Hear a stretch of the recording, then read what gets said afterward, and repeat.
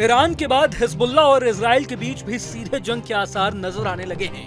लेकिन इस बीच नेतन्याहू के देश से एक ऐसी चौंकाने वाली खबर सामने आई है जिसे सुन हिजबुल्ला चीफ नसरल्लाह और ईरान के supreme leader Ayatollah Ali Khamenei के दिल को जरूर ठंडक पहुंचेगी। दरअसल मिडिल ईस्ट में तनाव के बीच इजराइल के लोग अपने ही पीएम बेंजामिन नेतन्याहू के खिलाफ सड़कों पर उतरकर विरोध प्रदर्शन कर रहे हैं।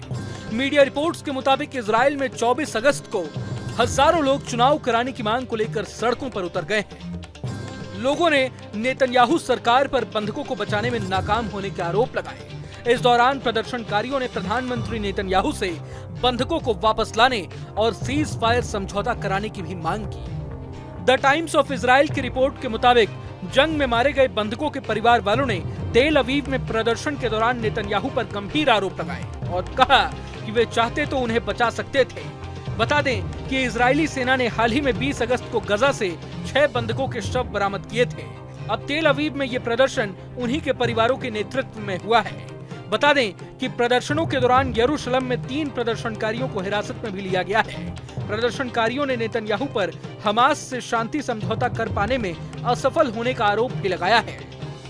वहीं इजराइल में विपक्ष के नेता यायर लैपिड ने कहा है कि सीज फायर के लिए किसी दल को भेजने की बजाय प्रधानमंत्री नेतन्याहू को खुद बातचीत के लिए काहिरा जाना चाहिए था। दरअसल इजराइल हमास के बीच जंग रोकने के लिए काहिरा में 24 अगस्त को हमास, मिस्र, कतर और अमेरिका के बीच बातचीत हुई थी। हालांकि लेबनान की हिजबुल्ला समर्थक समाचार एजेंसियों का कहना है कि काहिरा में बातचीत से कोई हल नहीं निकल पाया है। मीडिया रिपोर्ट्स में दावा यह भी किया गया है कि हमास ने उल्टा कहा है कि फिलाडेल्फी कॉरिडोर में इजराइल को अपनी सेना हटानी होगी। गौरतलब है कि हमास ने पिछले साल 7 अक्टूबर को इजराइल पर हमला किया था, जिसमें 1200 लोगों की मौत हो गई थी और 251 लोगों को बंधक बना लिया गया था। हालांकि हमास ने नवंबर के महीने में 109 नागरिकों को आजाद कर दिया था।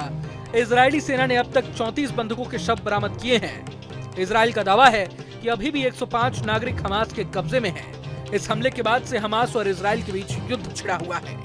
अब एक तरफ जहां नेतन्याहू के सिर पर ईरान के साथ साथ उसके प्रॉक्सी संगठन हिजबुल्ला और हूती विद्रोही मंडरा रहे हैं, ऐसे समय में उनके खुद के देश में सरकार विरोधी प्रदर्शन टेंशन बढ़ा सकती है।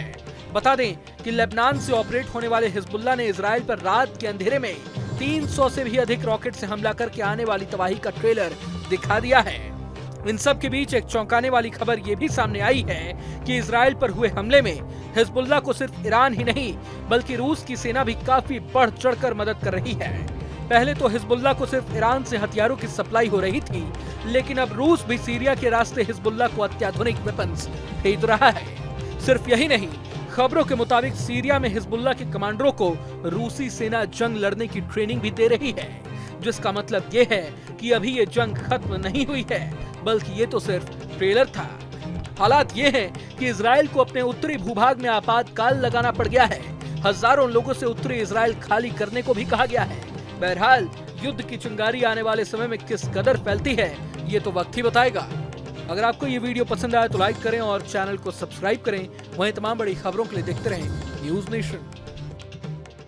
न्यूज नेशन अब व्हाट्सएप पर खबरों की ताजा अपडेट के लिए न्यूज नेशन के इस QR कोड को स्कैन करें।